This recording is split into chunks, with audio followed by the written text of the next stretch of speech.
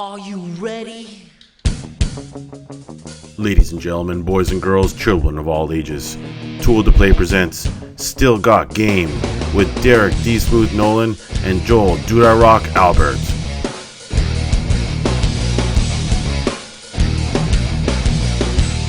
This episode of Still Got Game is brought to you by GoDaddy. Hey now, welcome back, ladies and gentlemen, to Still Got Game, episode 39. Still Got Game's the official podcast of tooltoplay.com.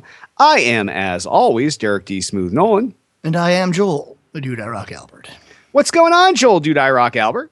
Not a mooch. Playing video games. Touching Hey, these boobies over here in this corner. Nothing wrong with that. I like touching those too. Nope, this side. Oh, there they are. You got them. You got them. Got them. Yep. Good job. Good job. So we had some craziness here. We had a tornado warning here in Massachusetts, of all places, today. Really? Yes. Some torrential downpour, tornado warning. Shit was fucked up here. Our backyard had about 6 inches, 8 inches of water in it. We were afraid it was going to come down into our basement, but it did not. Fought it off. Seriously, you're lucky too, because that is a pain in the ass you do not want to have to deal with. I've in Illinois we get like tons of like crazy torrential floods on a daily basis, frankly. And in Chicago it was so bad that like from what my parents have told me and my brother that it was just like you couldn't even go to work. People just didn't go to work for like 2 weeks because it was just like insanity. So, but yeah, when you get flooding in the basement, and especially you have a finished basement, right? That's where I am right now. I'm in the studio here. So yes, that would be no bueno. A huge problem. There would be no show tonight had that happened. Yeah. Yes, I would not just like slosh around with all the lights on here and electricity and water and yeah, not a good plan. Scuba gear. Yeah, it's fine. But no, we are live and it's dry as fuck in here, so we are good to go. Nice. So why don't we hop on over to feedback from last week's show? Remember, if any of you want to leave us a voicemail, it will cut you off after a minute. Maximus comments. Really enjoyed the discussion that followed the question last week about unions coming to the gaming industry. At points in my life, I've been pro and anti-unions, but from the discussion, it seemed like younger employees get screwed in the industry. And that's, I think that's the point we're making, is that the gaming industry itself chews up young go-getters fresh out of college. You got that some sort of degree in computer science or something that they can use, and they pay you the lowest possible salary and work you the maximum amount of hours. And I see what he's saying, because I've always been an anti-union guy, but I see for certain industries that you need some sort of protection. But yeah, and like I've been, if you guys paid attention to me at all last week as well, I'm not pro or anti-union either, because there is a value in having a union, right? Everyone can agree to that, I guess, to some point. That's why there's so much argument over unions and whether they're helpful or harmful. Obviously, a lot of people believe they are helpful because they give you a steady wage and they give you all of the things that you really need to survive in this world. You get healthcare and all these other things, and they're standardized, right? So you can't fuck people over. If you're a large corporation, you get paid a certain amount of money, but there's a lot of cronyism and shitty stuff that comes along with unions. And sadly, like any organized group, things tend to get ingrained inside of a union, and you actually end up hurting people that are not in the union but still have that same skill set. So it's a really awesome discussion, because unions are almost brought up, for any type of industry that doesn't have them. Everyone says that's true. If you guys don't remember, for a long time ago, I think it was, I might even think it was San Francisco. I can't remember, but strippers wanted to unionize in a city somewhere. I think it was San Francisco. Yeah, I think it was San Fran. Yeah. Yeah. And it was like a big thing, like, strippers will have, healthcare provided for them, blah, blah, blah. So it's something that everyone talks about at least some point or another. But I just don't, like we said last week, I don't think it works for this industry because, well, frankly, the consumer would be probably the one that would be hurt the most by it. You love these games. You want to be, done in a year. Well, guess what? It takes a guy that's 22 out of college that doesn't give a fuck, that's going to work 60 hours a week or 80 hours a week for $30,000 a year. That's what it takes. Yep. So, yeah, it was a great discussion, though. It was a good topic. It was. Sure. Yeah. All right. Aniola comments. Great banter on the union stuff last week, guys. Super interesting points made. I've always been anti-unions, but it seems like these people are fucked without one, per D. Smooth's Hollywood example. And that was the example I gave last week, was the Screen Actors Guild, and which is they're unionized, and it protects actors and gives them health insurance and all this other stuff that comes in as part of being SAG. Right. So yeah, I think we beat that horse dead. But thank you, Aniola. That is it was one of our more controversial discussions. I don't know. And brought on by a user. Both sides. Yes. I like to always make sure people get the credit. Altius asks the great questions. That's why you guys should always bring questions to us, because we probably wouldn't think of them. And this is just a really random question that turned out being really interesting to me, which makes it hopefully interesting to you guys, because we get to talk a lot about it and give some feedback on it. So make sure you keep giving us questions. Yeah, provoking questions like that even. So. Yeah, it's good stuff.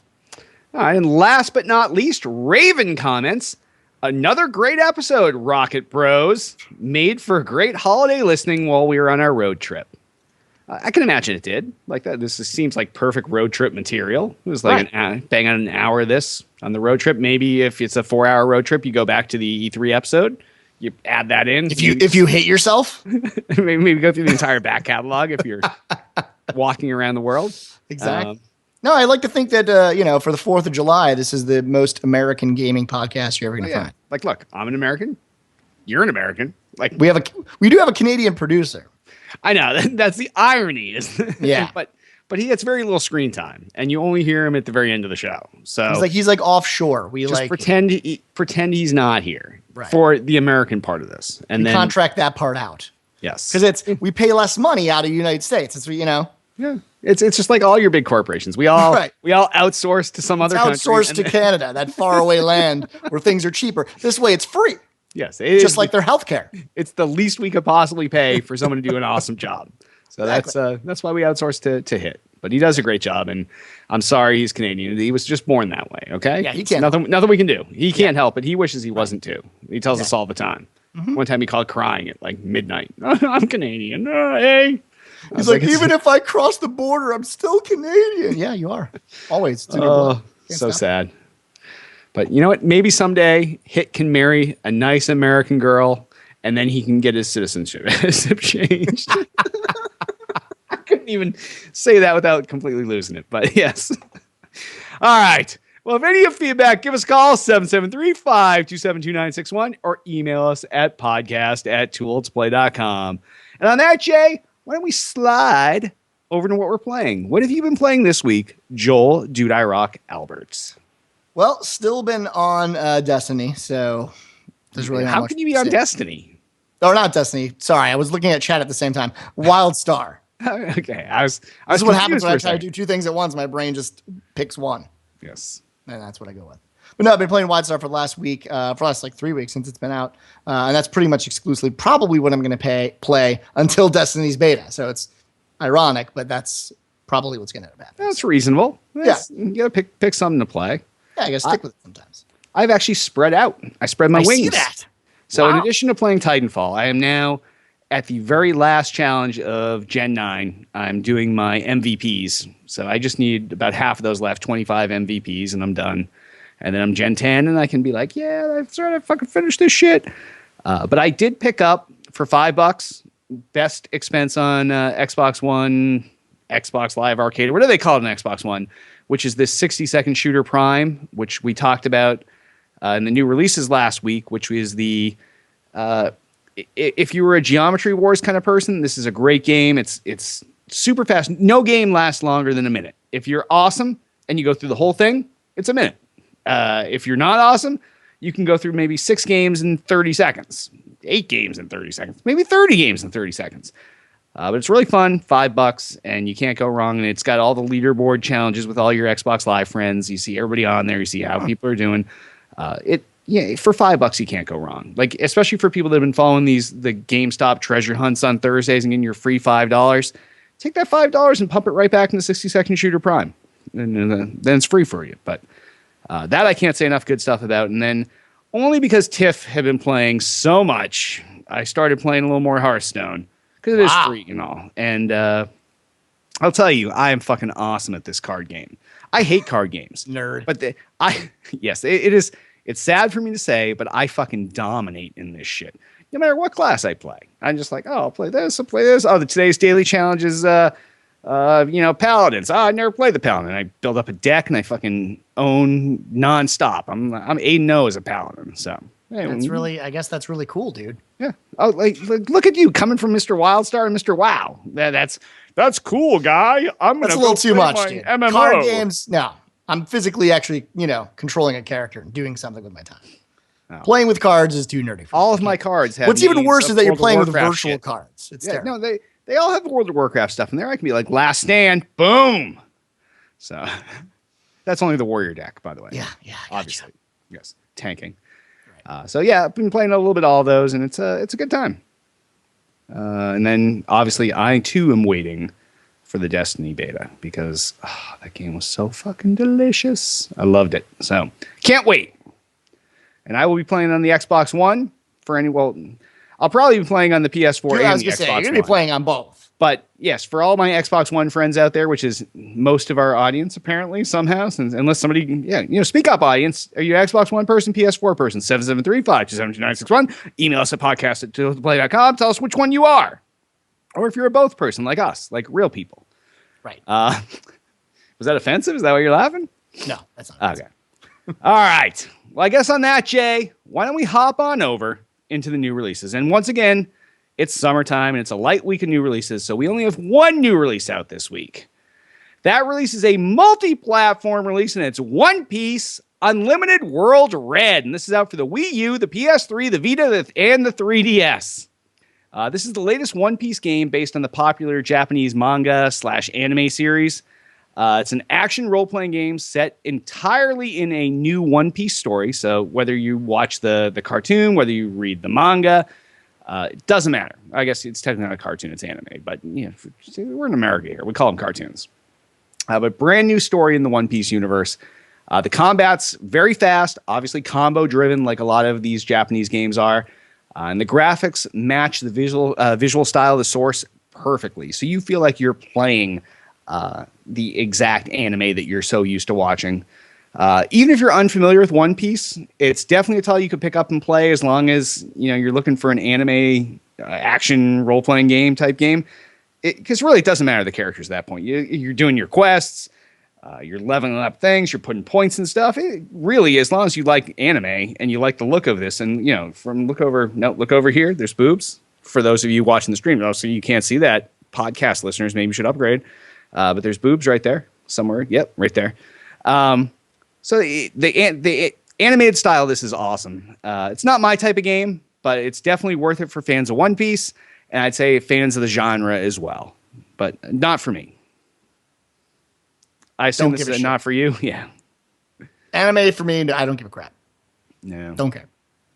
Yeah. It's becoming more and more popular here in the States. It is. It actually is. Actually, like a lot of my friends actually are in anime, especially at work, believe it or not. But it's not anything that I've ever even given a shit about. But I actually do generally I like any RPG. I'll give any RPG a chance. But like the Jap RPG stuff, I just never got into. It's always super grindy. So generally speaking, I just tend to stay away from it. But especially the action role playing games too. So not only is it grindy, but it's like non-stop, like just button mash. Yes. Yeah, it's not my type. I can see that. Yeah, no way. But you know what? Imagine though if it was like a cartoon that you liked, like it was, Futurama or The Sims or whatever you're into. Playing that cartoon in a look that's just like the cartoon, that's pretty cool for people that are fans of it. So. Right. All right. Well, on that, Jay, why don't we hop on over into gaming news, and we'll hand this over to the Tool to Play news desk and Tiffany Electrify Nolan. Hey guys, how's it going this week? Good. How are you? Hola. So I got some hot news for you guys. Cliff Bleszinski says, I'm officially making video games again, and this comes from Joystick.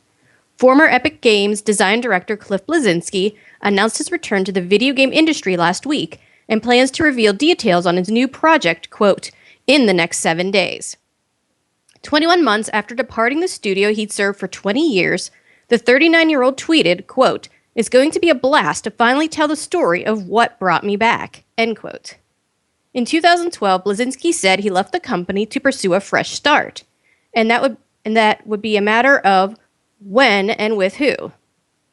The Unreal and Gears of War designer also fueled rumors by posting several photos of his visits to major studios, including EA, Zynga, and Activision. Then, last August, he began posting concept art for an upcoming project. Quote, I have a slide deck, I have a pitch, I have concept art, I know pretty much what I want to do. End quote. Blazinski said on the Pointless podcast in December 2013, revealing his desire to create a PC Arena first-person shooter with its roots in classic games of the same ilk. Don't hold out for Gears of War, though. As he said back in 2012, I don't want really just the whole chainsaw gun thing to be my legacy. Well, there's always a Cliffy B thing, too. So what do you guys think of this? I'll speak first. Because obviously there was a point in time where Cliffy B and I had our issues. Many issues. And there's an entire episode of the podcast back when it was Tool Type Radio where I went on maybe 25-minute tirade solo. Like I just soliloquized about everything that was wrong with Cliffy B. And then we had a falling out on Twitter, and then we had a subsequent making up. And now Cliffy B and I are on the same page. We see him at, he doesn't like to be called Cliffy B anymore. If you remember the news story from 2 or 3 years ago, now he's just Cliff Blazinski.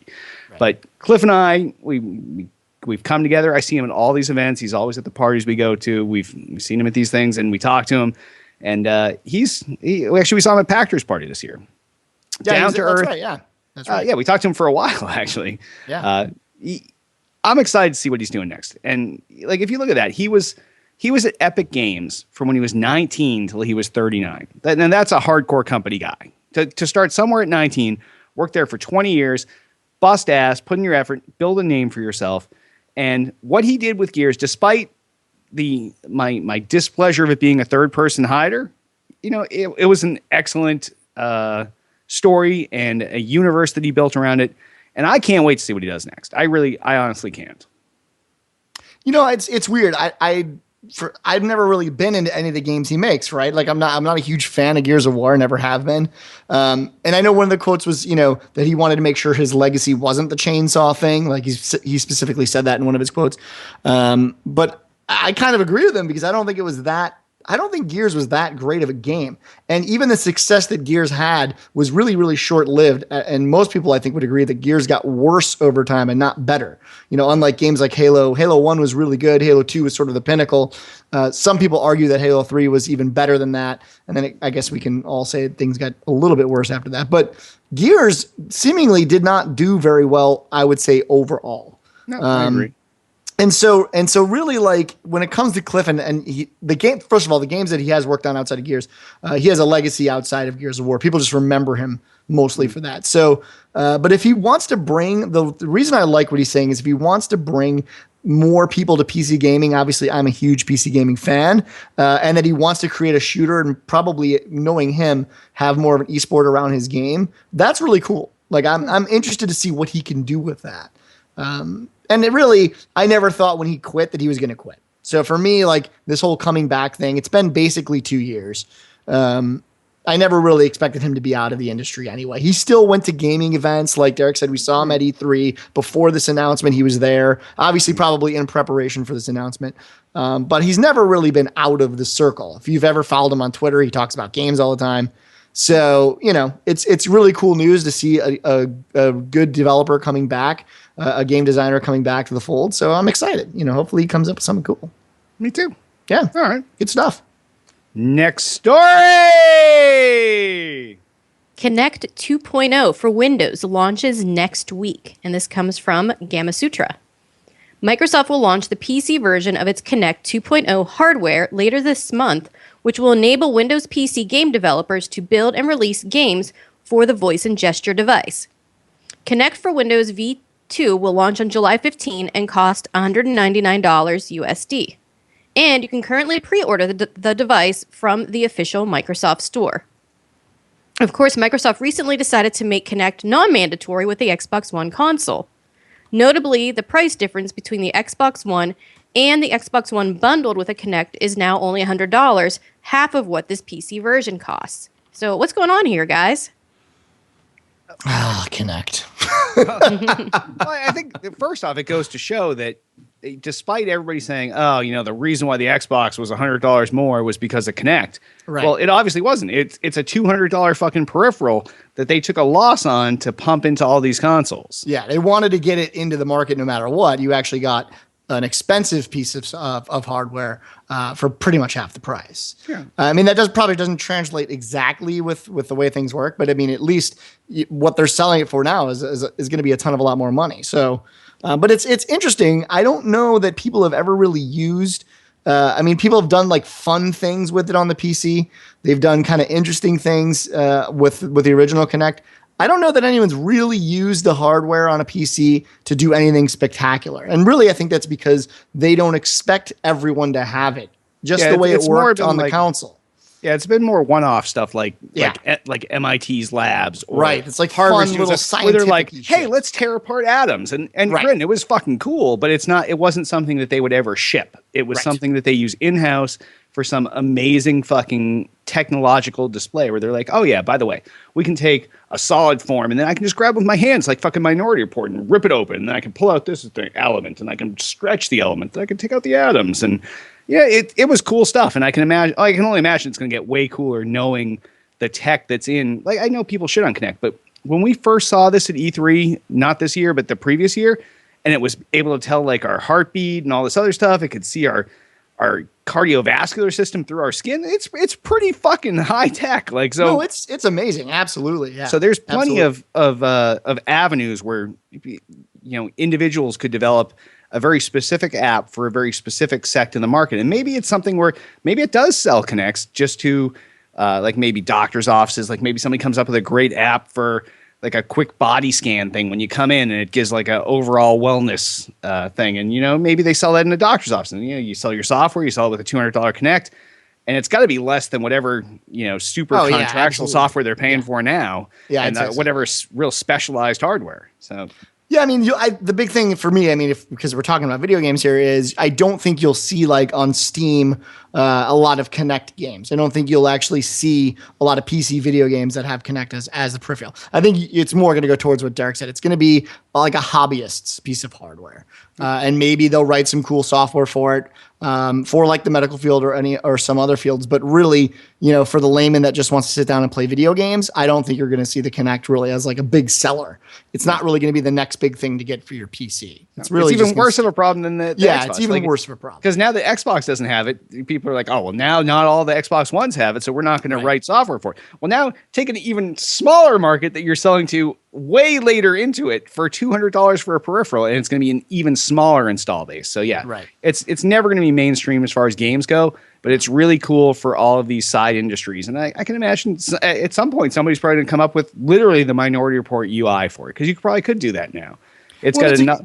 You can it can tense twisting and pinching and all these other things that the old Kinect could not see. Exactly. And it's a good way to maybe find a market for the Kinect outside of gaming. And that's the thing that I like about this is there could be this amazing market for the Kinect that people use in other industries that finally makes this product that they've built worth having. And then maybe they'll be able to make some money off of it finally. So, because clearly their decision now with gaming is like, we tried, it didn't work, even though I don't think they really did try. And they've kind of backed away from this. So maybe they'll find another application for it. Maybe it'll actually be big in some industry we haven't even thought of yet. So it could be cool. Most definitely. Most def. All right, next story. Sony says there is healthy consumer demand for the Vita. And this comes from Joystick. Feeling an ache in your wallet? Sweating palms that yearn to hold molded plastic?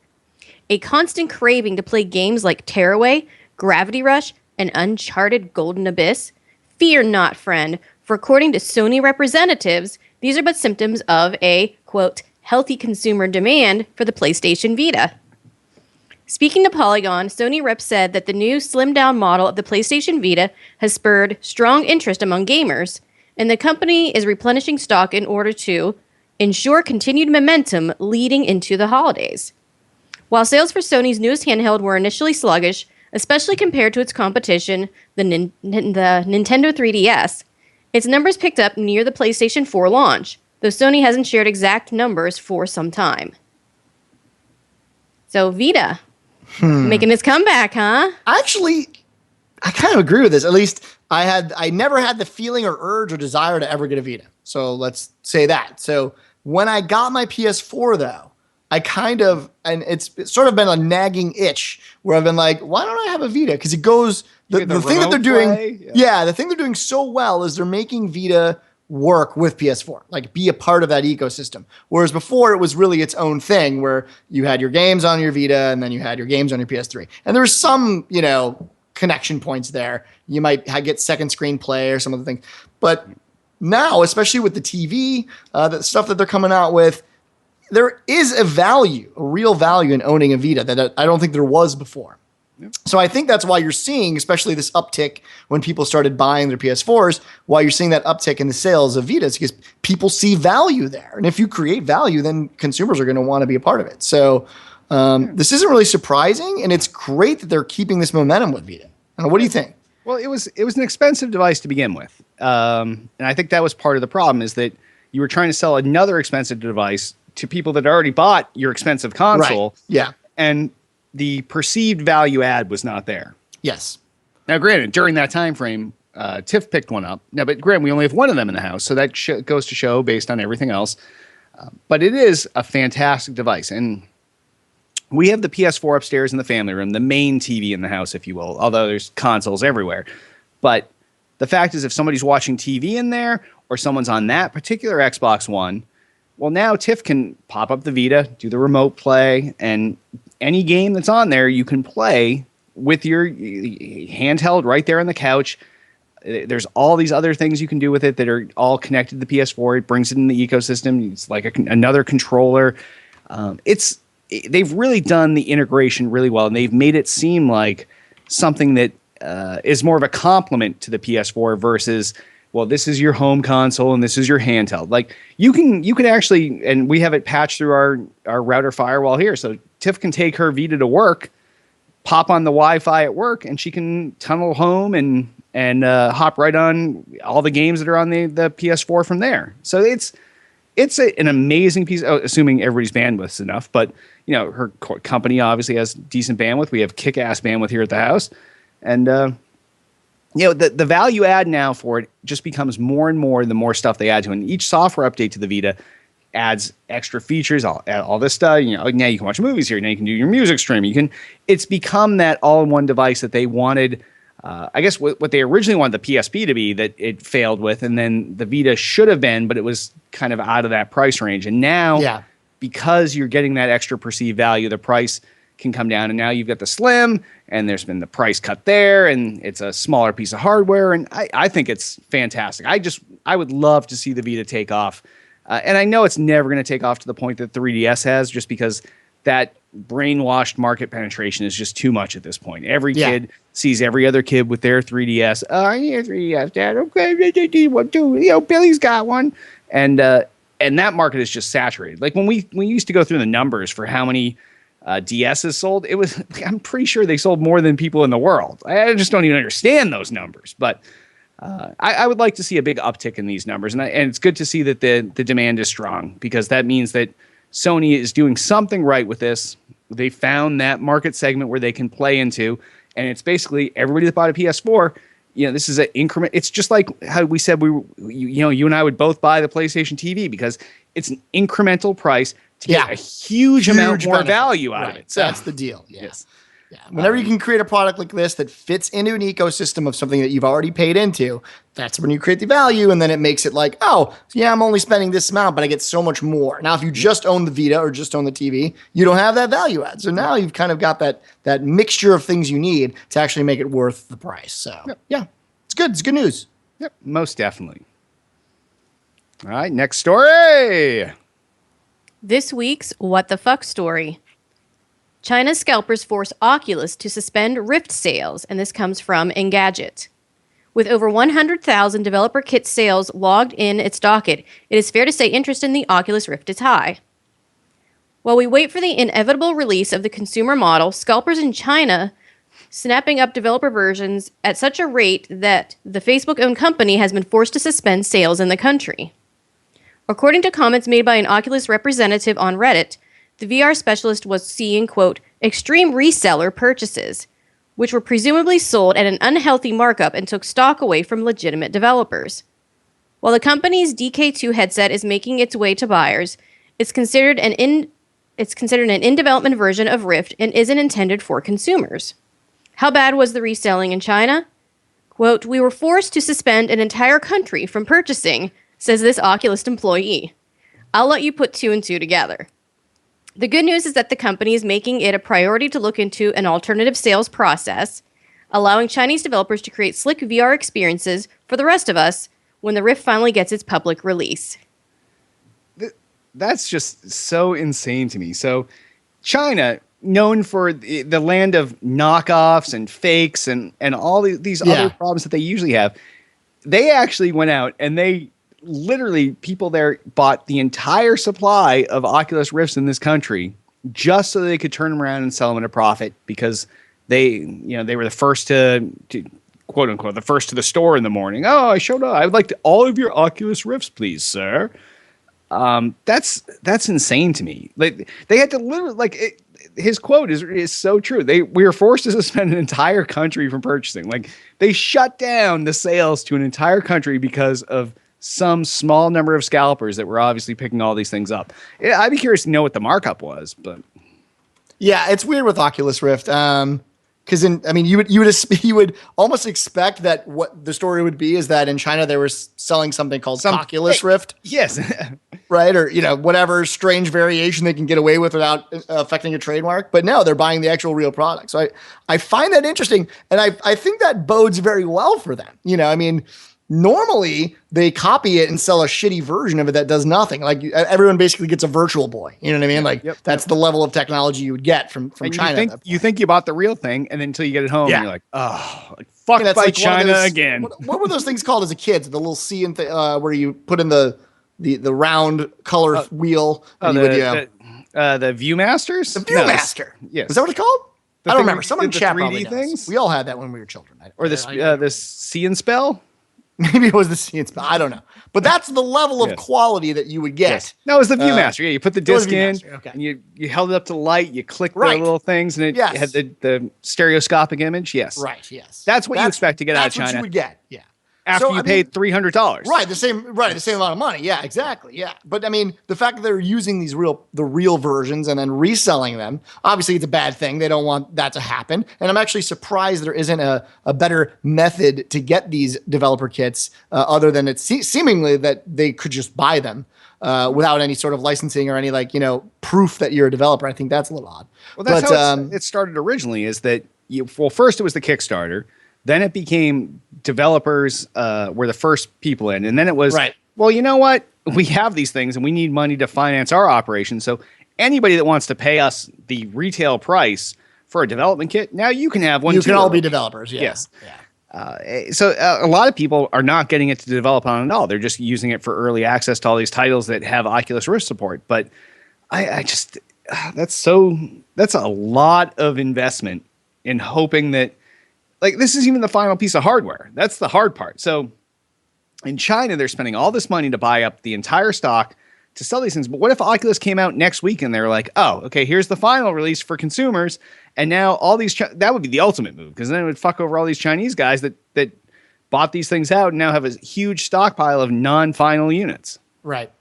Probably at a higher price. But at the end of the story, the reason that I consider it a what the fuck story really is that it shows how much hype there is around Oculus that even the real product is of such great value in China that they're able to do these resells. You know what I mean? You would probably, if someone told you that they were buying Xbox Ones or even Xboxes in China and then reselling them because you couldn't get enough of them, you'd probably say they're fucking crazy. In fact, that would be a real what the fuck story because that's not true. Yes. But the fact that they're taking this piece of hardware and not only are they able to buy the entire stock, but then resell that entire stock for double, triple, whatever the price is, that's extremely impressive. That shows there is a clamoring already for this type of product. Yep. So it's good news. It's bad. It sucks for them. It sucks they had to shut down an entire country. But at the end of the day, when your product is being sold and then resold, that's got to make you feel good. Yeah, if you can scalp anything, it's got to be no one scalps milk. No one scalps. Exactly. So if your product is scalpable, it means you have a quality product. You're doing something good. Yeah, exactly. Yeah. So anyway, D Smooth, what do you think of that story? Jay, this story has me saying, what the fuck? And on that, why don't we hop on over to the mailbag and voicemails?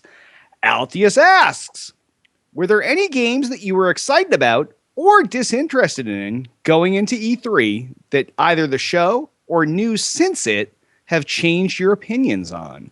For the most part, you two seem decisive about what you like and what you don't, but occasionally we've seen you jump sides.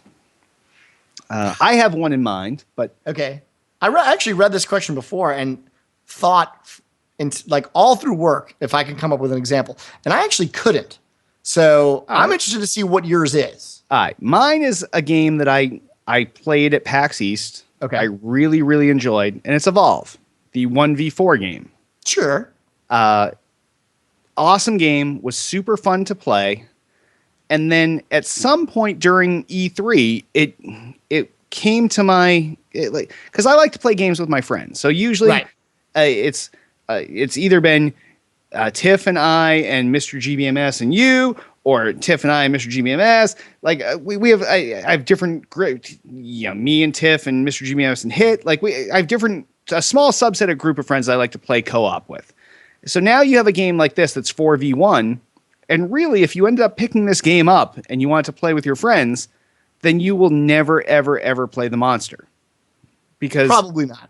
Because you're always going to be on the team with your friends. So then the whole point of the game kind of goes out the window if you never get to be the monster side. So really, then it becomes a lone wolf type game where, it's just everybody bought this game, but nobody's playing with their friends. And that kind of threw me off on the game because really I was balls deep in this. I couldn't wait to pick up Evolve. And then it was just when I had that, I don't remember if it was at E3 or just after, but that's kind of when it dawned on me that, it's an awesome game. I really enjoy it, but I can't play with my friends this way. And so I think that's something that I've changed my mind on since E3.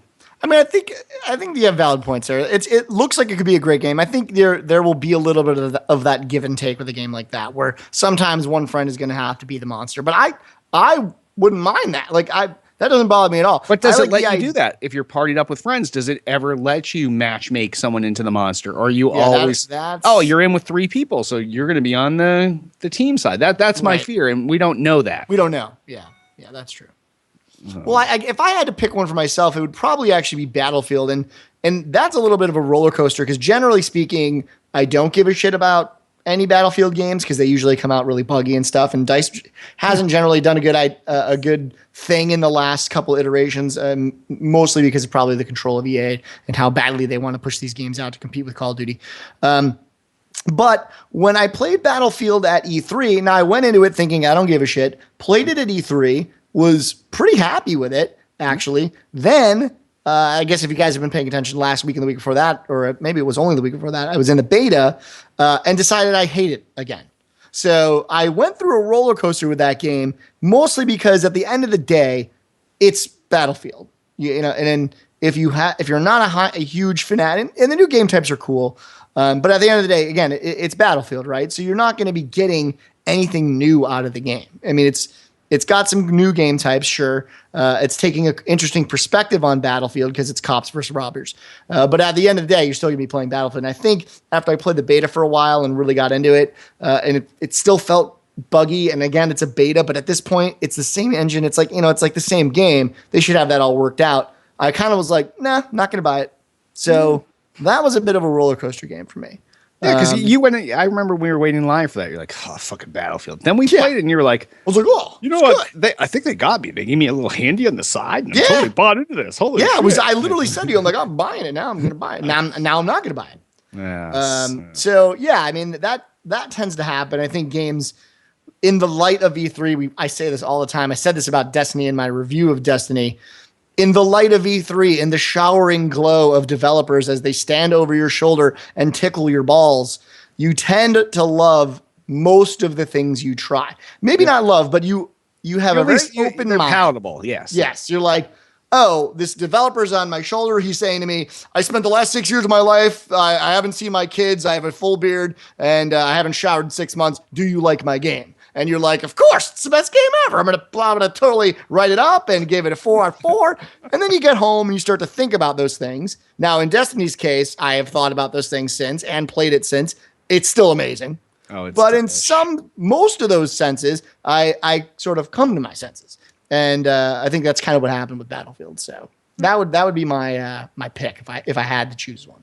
All right. Well, that was a good question. It's funny that we both picked things that not something that we, because I think we go in with a more open mind. Like, Yeah. even the shittier stuff, maybe we would go in and think something was shitty, but we always give it the benefit of the doubt. So there was nothing that I was like, oh, this is going to be so shitty, and it was awesome. It's more like something that we kind of thought we were going to like, and then, or did like, and then got some distaste for it. But Yeah, and nowadays too, we book ourselves into things that not only we think we're going to like, but we think that you're going to like too. So it's not how it used to be in the past, where we would be like, oh, let's try to see everything. And you would see a lot of shit. You know what I mean? You wouldn't even comment on the shit because it was shit. You would say, oh, that's shit. That's not. That was our the readers shittiest don't shit wanna I've know ever that. seen. Yeah, like Yes. we're not going to talk about it. So it's less likely to happen nowadays, but it still does happen where a game has tons of hype and everyone's clamoring to see it. There's lines around the corner, and then you see it, you play it, and you say, oh, well, that's not really anything very special. That's not what I was hoping for. Yeah, so it happens. It's a good question.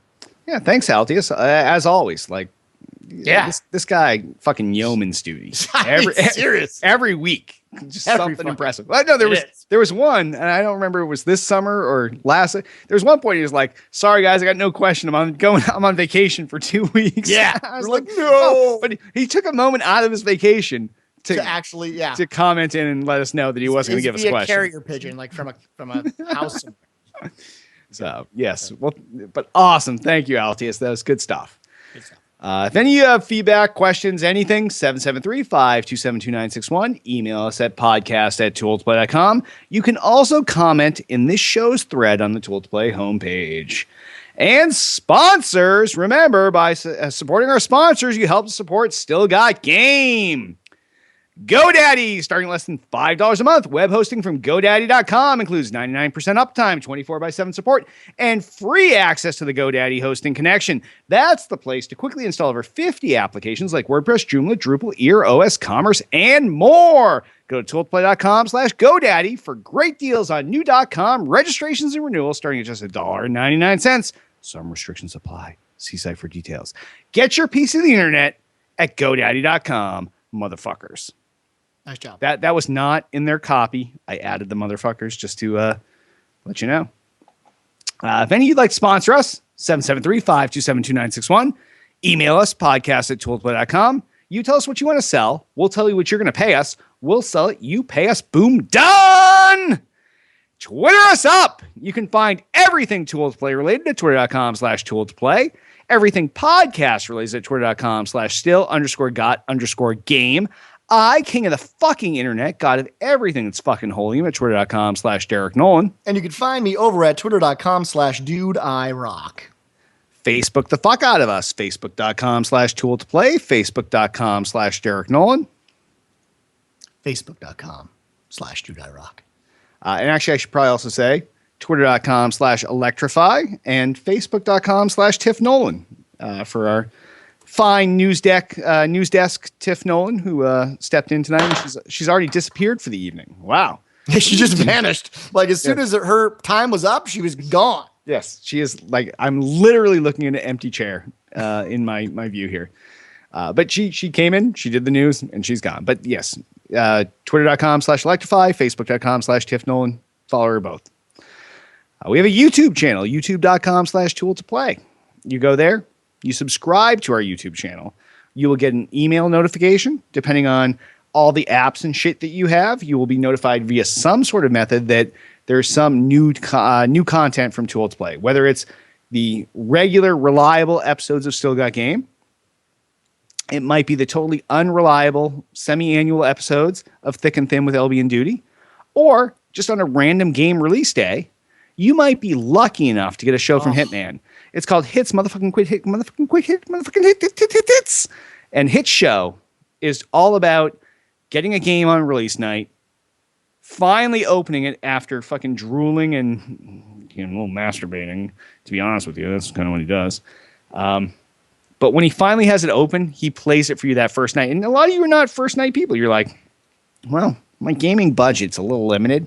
I would like to get a little more information on this game before I play it. So I wish there was some source on the internet where I can go at midnight on release night and see someone playing this game to decide if I want to pick it up. Well, you know what? That person's Hitman. And I know he's Canadian, but don't hold that against him because he still gets the same quality American games that we get here in the good old US of A. Right, Jay? That's absolutely correct. Okay. I'm back. I really was going to lose my shit, so I need to hand off there for a second. But yes, all the good content from Too Old to Play is there on youtube.com/Too Old to Play. So go there and subscribe. It helps our numbers, and you'll be notified whenever any of our good shit comes on. We also have the Too Old to Play app. It's available in the iTunes App Store, absolutely free. And whatever communist app store that the Android people are using these days, full of viruses and all this other shit, you can go to either place. Our app does not have viruses. No. Despite the fact that we could have loaded in there, we could have had Bitcoin miners in the app. We could have done all kinds of stuff because there's no checks and balances in that system. It's like the Wild West of retards. It is. It's people that think they're too pretentious. iPhones are so pretentious, so I'm going Android. Well, you know what? It's flipped now, full circle. If you're an Android guy, you're way more pretentious than the iPhone guy because you're like, I can root my phone, and once I'm rooted, I can do whatever I want. Well, we can all jailbreak too, bitch. So fuck off. Wow, there's a little tirade there. Yes. Jesus. But yeah, the Android people are pieces of shit. No offense. I hope you still listen. No offense. Right. No, yeah. Definitely. But yes. So the app's free in both places. Pick it up. You'll be notified of all the Tool to Play news that we have. You'll also get notifications of all of our video content that comes up. Whether it's this show, whether it's hits motherfucking quit hit motherfucking quit shits, or whatever shows we have, you'll be notified right in the app. It's definitely worth it. And we are looking for comments on this app. And the only way you're going to be able to comment and give us your honest and valued opinion is if you go out there and try it. And being free, you really have no reason not to. You might as well just go right now. Well, why don't you wait till the show's over? Then go there, pick it up. We'll tell you in the after show. We'll remind you for those of you live here in the chat room.